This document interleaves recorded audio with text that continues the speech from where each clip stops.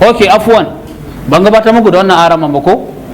lalle kullum muna kame kamen arama tun da malami na malam Yusuf ka san shi yasa kullum fa ake cewa a dinga kula da malamai na giya muku idan malami ya shiga harkan business fa ha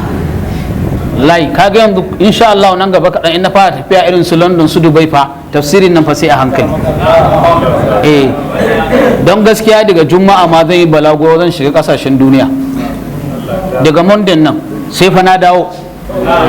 duk harkan kasuwanci ne insha Allah ba za dai a ji ina da ina zan je ma saboda security amma dai insha Allah daga juma'a asabar zan bar Najeriya kuma kasashen da zan je suna da yawa insha Allah kar ku damu in na je na samu na dawo kuma za ku samu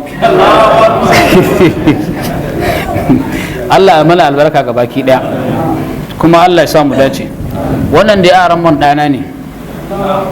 kuma yana kokari ko musabaka aka fita yakan yi na daya to da ban so na fara dora shi akan mumbari ba amma halin ne ya riga da ya zama haka an gane ko insha Allah yanzu da shi zamu ci gaba tafsiri insha Allah har ko na riga shi mutuwa ko riga ni mutuwa da yan biyu dai insha Allah aran ma to me Allah ya ce wala tatamannu bismillah